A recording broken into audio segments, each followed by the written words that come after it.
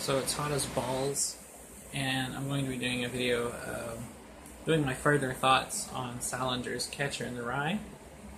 I've talked about this one before. It's one of my favorite novels, and I'm just going to go a little more into why it's my favorite, or one of my favorites.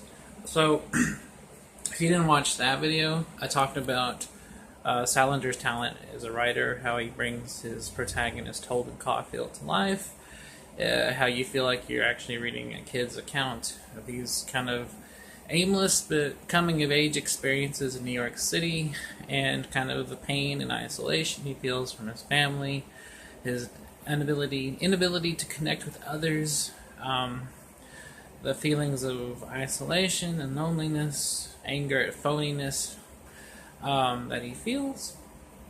And these are all things that I can very easily identify with. And he does all this in a way that's very pithy, it's to the point. His dialogue is snappy, his observations are very acute. And Holden is a very perceptive, eccentric character. And he has a very acid sense of humor. It's very, very piercing and to the point. And the thing is, but he's a flawed character in that he is so kind of bitter about everything in the world around him that he doesn't allow himself to be open to things or to see the positive aspects. While he is surrounded by negativity and phoniness and fakery and insincerity all around him, the few moments these things are presented to him, he rejects them outright, claiming that they are false. And but at the same time, the more you understand this character, the more you realize that it's a defense mechanism. He doesn't want to get hurt. He doesn't want to open himself up to people hurting him. He doesn't want to open himself up to new experiences, because those experiences could disappoint him or fail him, or people could fail him and disappoint him.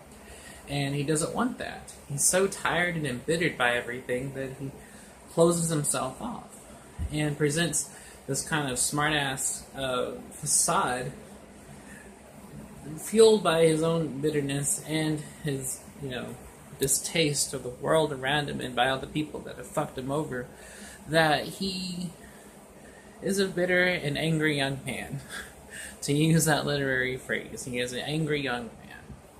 But at the same time, he's not a one-note character. Holden is anything but a one-trick pony.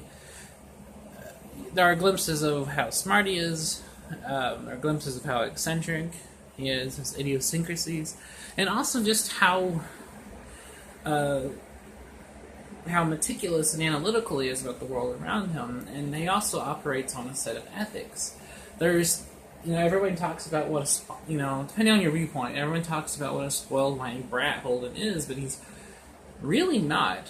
He's just embittered by everything around him, and by the feelings of kind of being ignored, of not being taken seriously, of being talked down to, of being disappointed by people who have in fact fucked him over, people who have screwed him over in some way or another, and he's tired of everything.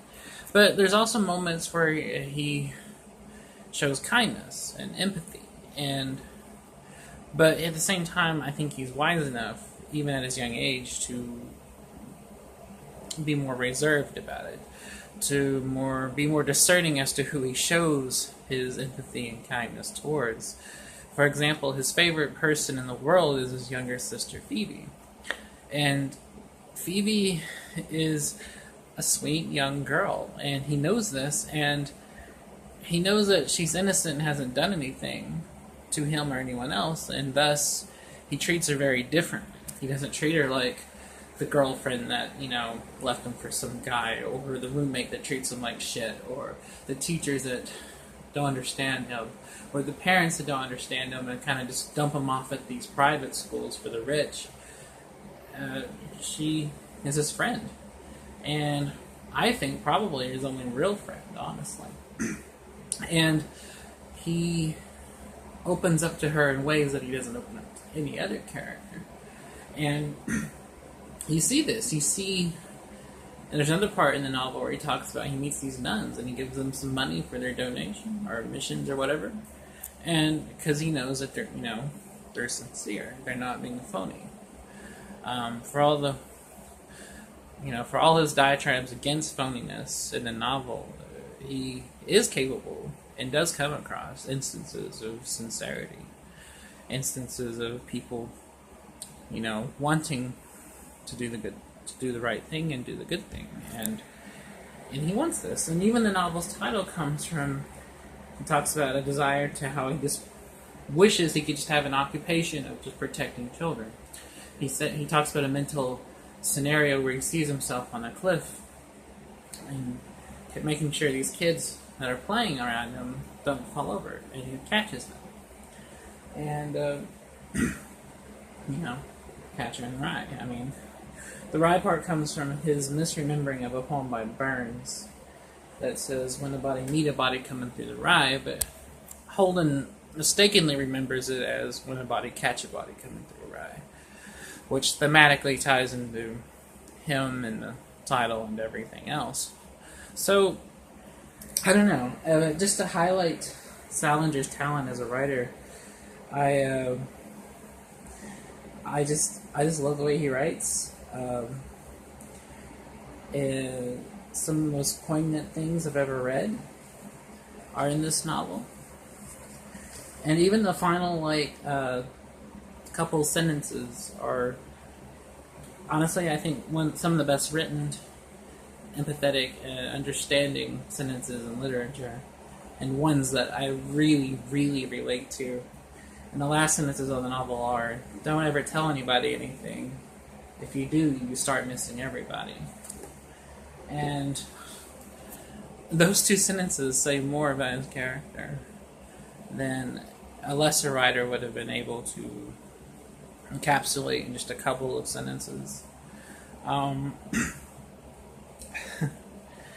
It's just a really good book, and there's a reason why, there's a reason it's still read and talked about and written about even now, and there's a reason why youth not only clung to it in the 50s when it was coming out, but still find themselves reading it and still talking about it and still loving it. They see themselves in the things that Holden talks about and is going through. They identify with him. They identify with the feelings he talks about and identify with kind of the, societal, fakeness all around them. And how, people tell us to stand on ceremony and, don't be honest with each other, but be polite. Don't be real with each other. Say what's expected of you and move on. And frankly, that's stupid. That's fucked up, and they understand this. And Salinger was writing about this, decades ago, and it's still relevant to now. And that's why, and that's why anything holds up is, it's because something can be written 50, 60, 80 years ago, but if it's still relevant, it's saying something. Because, good writing, all good art, is universal. It speaks to us. And that's why we like it. And that's why I like this novel. And it's so good. I mean, sorry, I'm just looking for favorite passages. Also, the one thing I also, quick little side note about his writing is I like the colloquial, idiosyncratic way Salinger writes in Holden's voice. The way his sentences flow and the rhythm of his language is very Holden. There's nothing else like that, and it's consistent. And the whole novel, Holden will say, structure his sentences with saying things like, "They each had their own room and all,"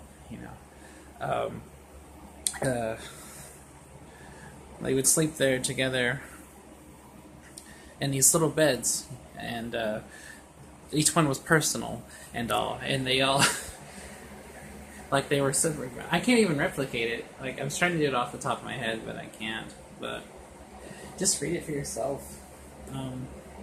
Take my word for it. It's a really, really good book, and I highly recommend anybody to check it out.